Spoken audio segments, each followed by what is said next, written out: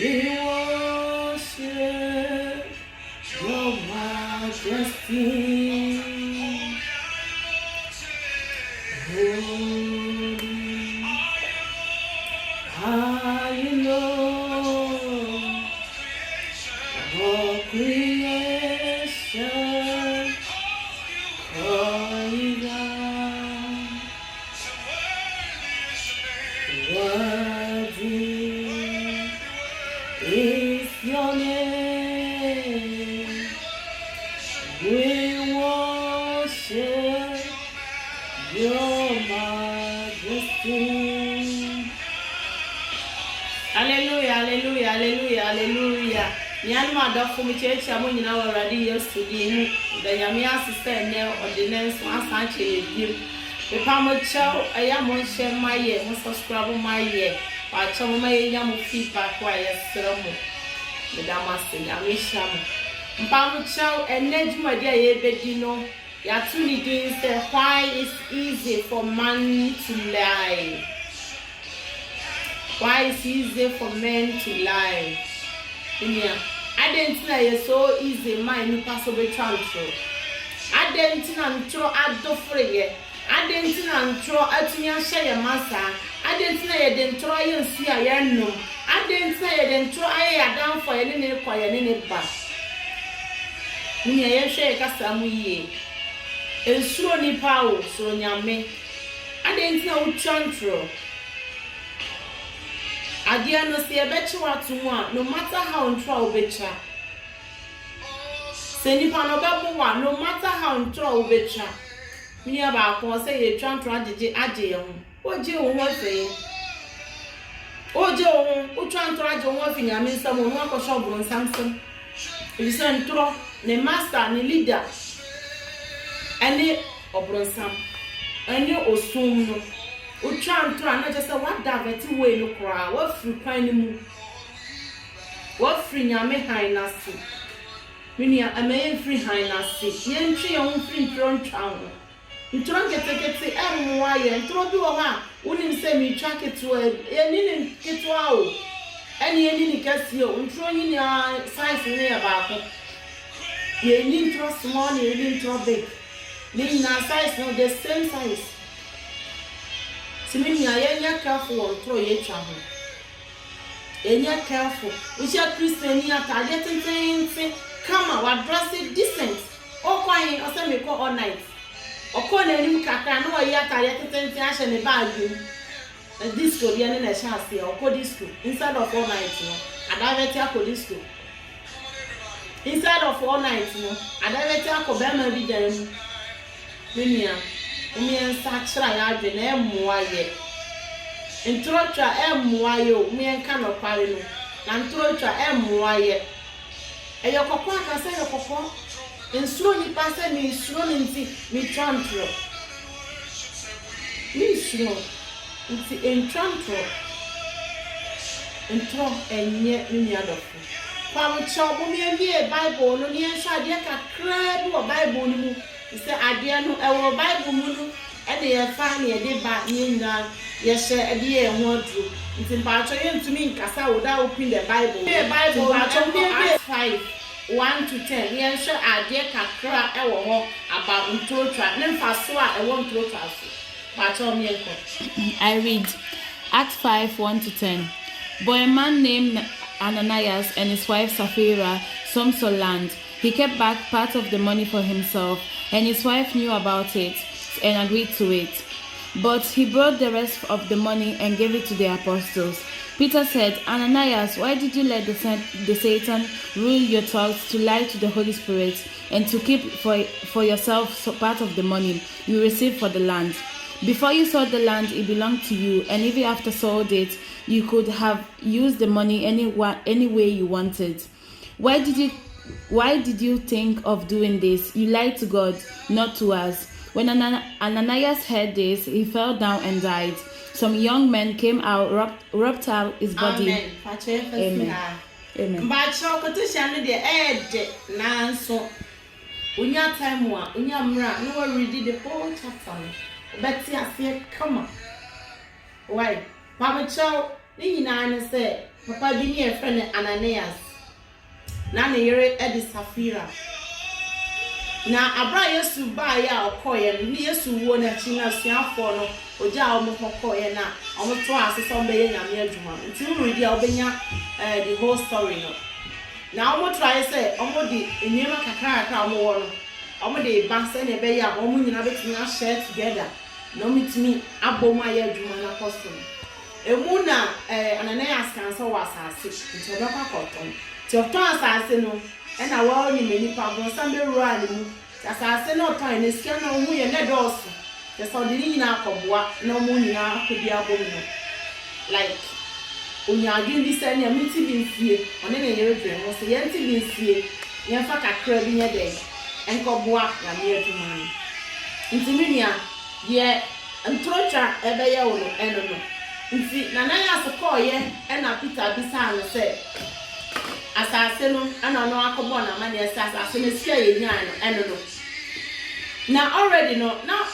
Peter ojira wo ne ho na mi say Peter ka na nyame ho le kira ko enti ni pantro na wo twa kira wo nua na oni asori pa na asori pa ni na even though ukuru kwa wo twa ntro na oyira wo twa ntro a kira onim se that moment nyame bi abehye ne mu nyame abehye ne mu na wo twa ntro nti ye careful wo ntro na wo twa ne mu and can say ya me mama nti oh me transfer no aya me kunu aya me yer aya me banti me transfer kan de omo no transfer nsuro nipa ana that time no na me endro say nti na konyo kama no anyindie ni makonya no onti munti ana na ya se free say oye nipa ti say nti metu na transfer kire no o kan kire ne say asa die na scam eni ni na no say an no say Ananias transfer nkire ni na wo twa twenya ni ekona na Ananias ya de twa hye ya owuye ohu de ntwa ya wo ye dodo na ntro twa no enku ya physical ba akuyi ya honhum nti ye nam no ya wu ye empty ye empty ni nam ya wu honhum nti ye nam wo no ya te say paper ana flowers ifoma bono de yakọ ebo left na yakọ ebo right insan no ne de eche yakọ numbi o do ma mo ne de eche yakọ bobi efise ntroma da beti afi kwan no ntrona atwea fi nyame han na se ntrona atwea fi han ni mo de akosu ni mu nti ya de osu no de akọ ye fi say normal mini amoni na wo so na ntro adabeton ntro ayi wa fi okan na se ntro ayi wa fi kwan ni mu ti mo ni mra wo ahu na wie ya koyo owu eho na ogusu a one Ananias omo okan se Peter kan se mo me Ananias fun ko no eho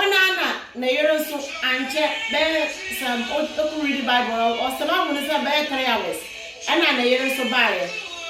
ana ntro na yere onum se ne kuno atwa ntro wo nti oba ye nso bata ntro no so bi so mu mienu na aye kanana some be ntro nti ntro na ba ye otwa no emu na Peter kan kire ne se hwe kofo na na mo no ana omu free ebe so mo ko no omu kwanchi wo ho no omu de okunu efu na eko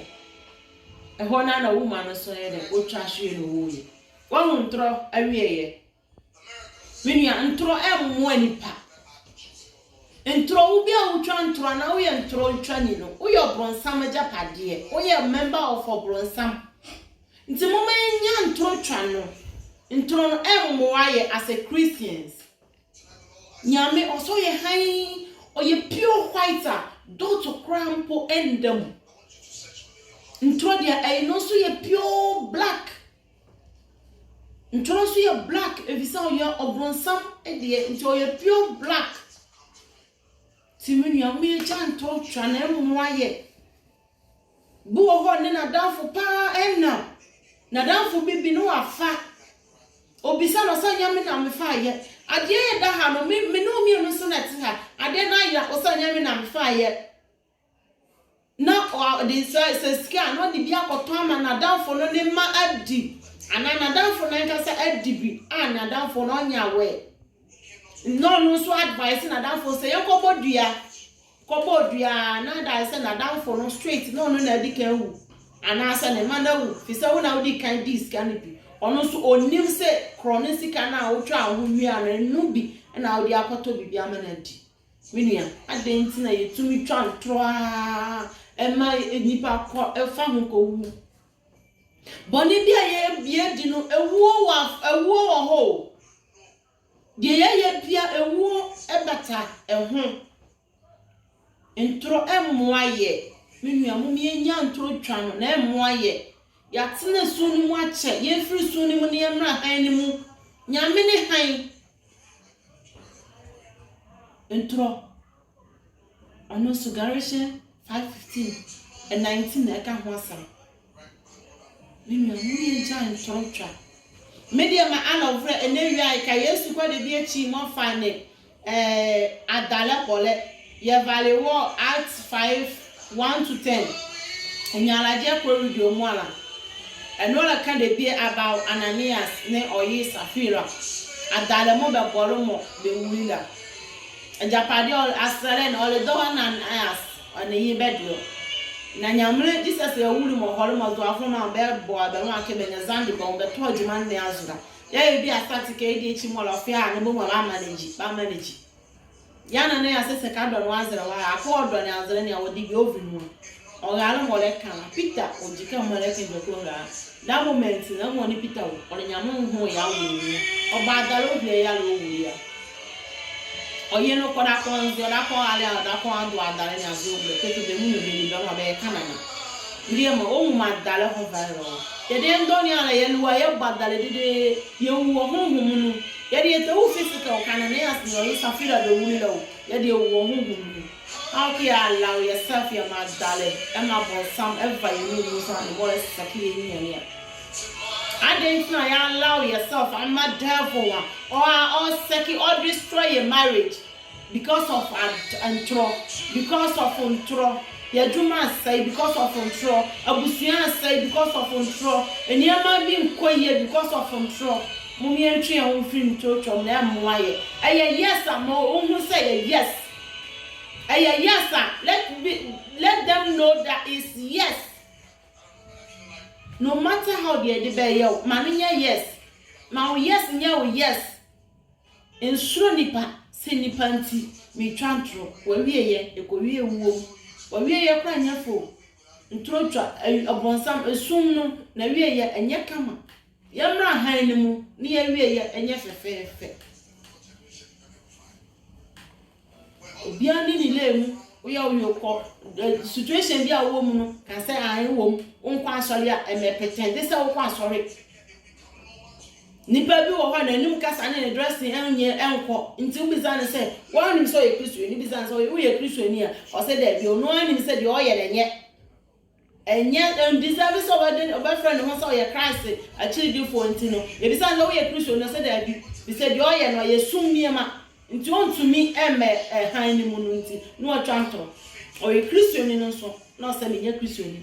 adan nti o 20 enipa wo suro nti ye nsakra me ewu ye na ye bonamu Bible say na nya me na ni on pe bone ye fo ni ni wo ti ye sesan free tro na